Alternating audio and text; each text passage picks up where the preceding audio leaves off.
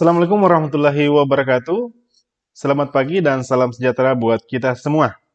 Bertemu lagi dengan saya, Nurse Abdul Talib. Pada kesempatan kali ini, kita akan sharing tentang jenis bakteri pada luka.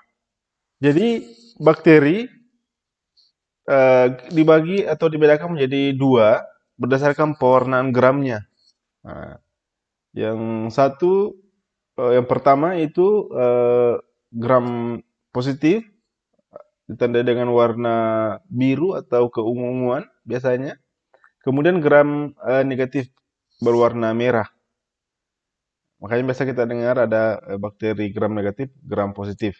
Itu dibedakan berdasarkan pewarnaan gramnya. Apa perbedaannya? Jadi yang pertama itu berdasarkan ciri-cirinya. Ya. Bakteri gram negatif mempunyai sistem membran yang ganda dengan membran plasma bakteri dilindungi oleh membran luar. Bakteri gram negatif juga memiliki dinding peptidoglikan. Nah, ini rekan-rekan bisa lihat di sampingnya. Kalau pada gram negatif ada eh, peptidoglikannya, tapi dia tipis. Kalau pada gram positif, dia langsung ke peptidoglikannya. Nah, bedanya, kalau di yang negatif, dia ada dulu lapisan lipopolisakarida bagian atasnya. Ya, ini bisa dilihat. Saya kira ini mencolok untuk lapisan dinding luarnya. Ya, intinya lapisan dinding gram negatif lebih tebal, ya. Dia dari lipopolisakarida, kemudian ada eh, pepti peptidoglikannya bagian bawah, ya.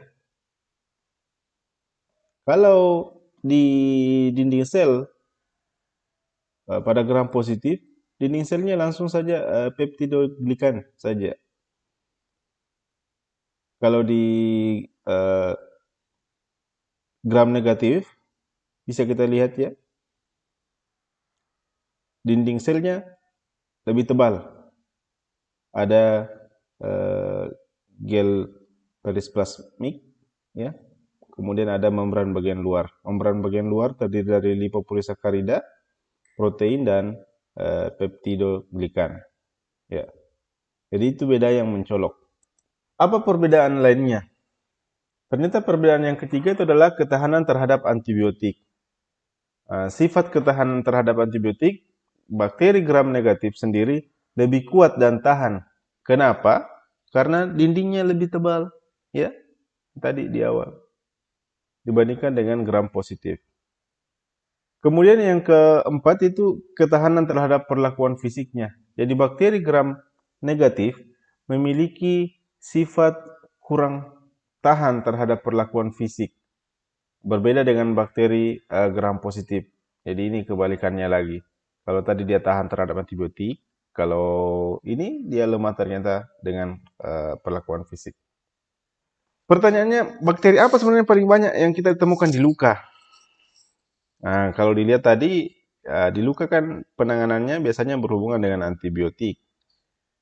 Ya, di mana tadi sudah dipaparkan bahwasannya bakteri gram negatif lebih kuat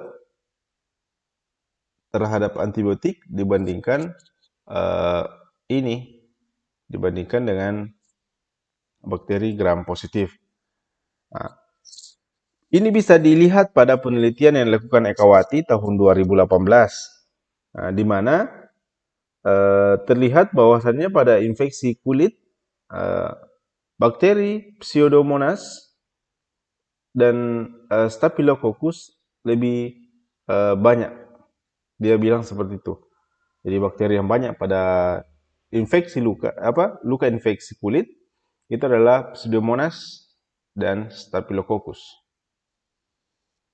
Kemudian pada penelitian yang dilakukan oleh Risnawati tahun 2018 pada luka kaki diabetik, dia bilang ada beberapa bakteri yang ditemukan. Yang pertama itu Proteus mirabilis, Proteus fugaris, E. coli, ya, Alcaligens facialis, Classibella pneumonia, Staphylococcus aureus, dan Staphylococcus epidermidis. Jadi ternyata kalau kita lihat, ternyata E. coli yang selama ini kita pelajari sebagai bakteri yang penyebab diare juga ditemukan pada luka. Artinya dia terkontaminasi, ya. Kemudian ada penelitian tahun 2019. Dia teliti tentang luka pasca operasi. Jadi luka pasca operasi. Ternyata luka pasca operasi juga potensi terkena infeksi bakteri. Ini dia bilang dia temukan Alkalinus facialis, Enterobacter aglomerans, Classibella pneumoniae, E. coli, dan Proteus mirabilis.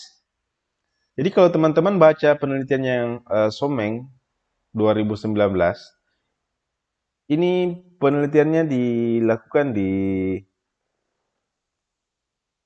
Wahidin ya, di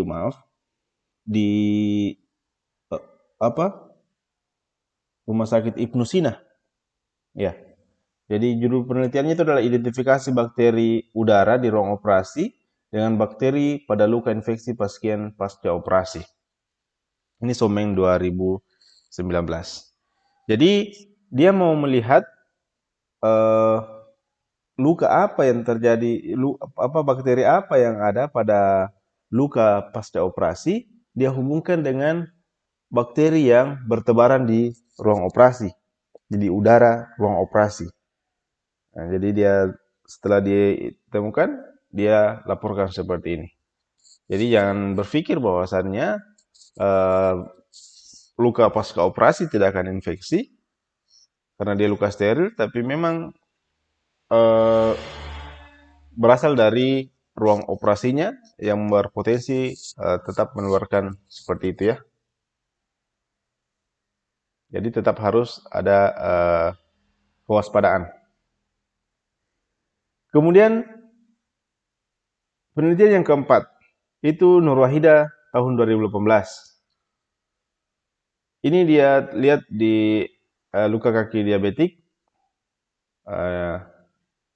Ini penelitiannya dia di klinik-klinik luka yang ada di sekitar Makassar.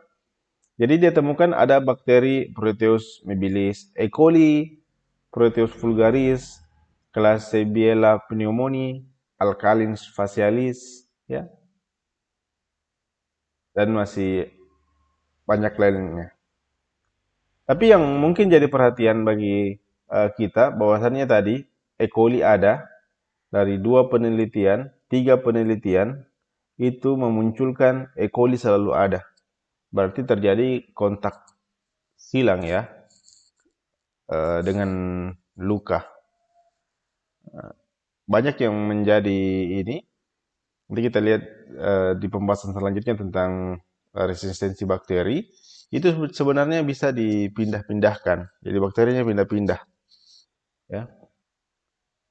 Termasuk ini E. coli yang biasanya kita temukan pada penyebab diare, ternyata di luka juga ada.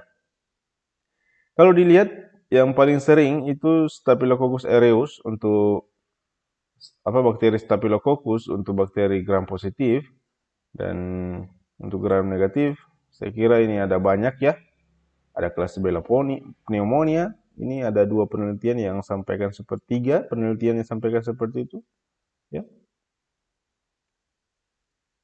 Jadi itu bakteri-bakteri yang ada pada luka. Ini nanti jenis bakteri pada luka. Ini ya, ini pertanyaannya dulu ya. Apakah bakteri pada luka sama pada semua daerah atau wilayah? Nah, jadi jawabannya tidak ya. Bisa dilihat pada penelitian yang dilakukan di Rumah Sakit Wahidin tahun 2009 sampai 2010 ya. Ditemukan bakteri terbanyak pada luka itu adalah bakteri gram negatif, itu 73,52%. Yang mana Enterobacter agglomerans, Proteus mirabilis, Klebsiella pneumonia, sedangkan gram positifnya yakni Streptococcus. Pada tahun yang sama, tahun 2009-2010, dilakukan juga penelitian kurang lebih sama untuk identifikasi pola bakteri di pusat Sanglang. Jadi tetap sama, bakteri gram negatif tetap tinggi. Kenapa? Karena yang tadi ya kita bahas bahwasanya dia kuat terhadap antibiotik, ya. Yang ditemukan di sana ada Pseudomonas. Kalau dilihat tadi di Wahidin itu tidak ada Pseudomonas, ya, tahun itu. Kemudian ada Enterobacter, ya. Kemudian yang bakteri gram positifnya ini sama ya, Streptococcus. Kemudian dia ada Staphylococcus. Kemudian penelitian yang ketiga dilakukan di RSUD Gambiran Kota Kediri. Dia cuma bilang hasil penelitiannya bahwasannya gram negatif banyak tinggi sekali, ya. Sedangkan bakteri negatifnya positifnya 3%. Ini positifnya ya. Bakteri negatifnya 97% dan bakteri positifnya 3%.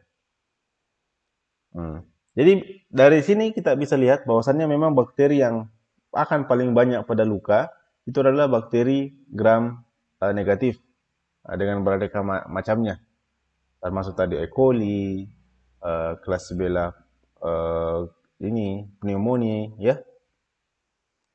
Jadi akan berbeda. Kenapa bisa berbeda? Nah, hal ini terjadi karena masing-masing daerah penggunaan antibiotik, sehubungan dengan penggunaan antibiotik. Jadi kebijakan-kebijakan penggunaan antibiotik di setiap daerah itu pasti berbeda-beda. Bagaimana penanganan bakteri pada luka? Nah, kalau ditanya penanganan bakteri, masih ingatkah kita dengan time dalam penanganan luka? Ya, time. Jadi time bukan waktu ya. Tapi time yang dimaksud di sini, ya benar sekali, yaitu adalah tissue management, inflammation dan infection control, kemudian M-nya adalah moist balance, seperti itu. Jadi, kalau penanganan bakterinya, lebih cenderung pada poin I-nya, inflammation and infection control. Apa yang perlu kita lakukan? Nah, ini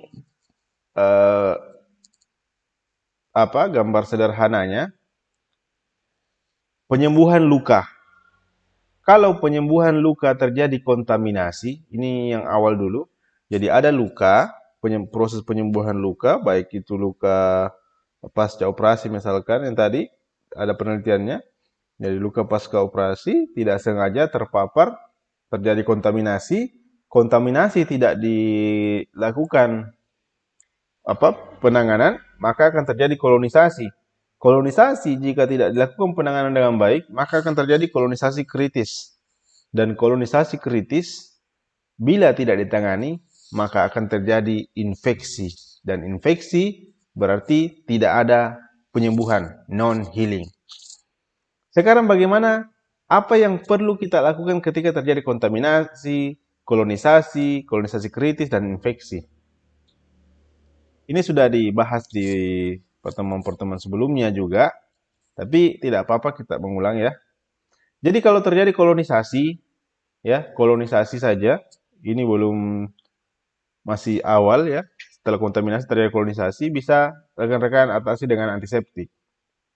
Cuci lukanya menggunakan antiseptik, itu sudah selesai. Masalah selesai. Tutup bersih, aman. Tapi bagaimana kalau sudah kita temukan terjadi kolonisasi kritis? Maka yang perlu kita lakukan berarti selain tadi antiseptik, rekan-rekan bisa coba menggunakan antimikroba topikal.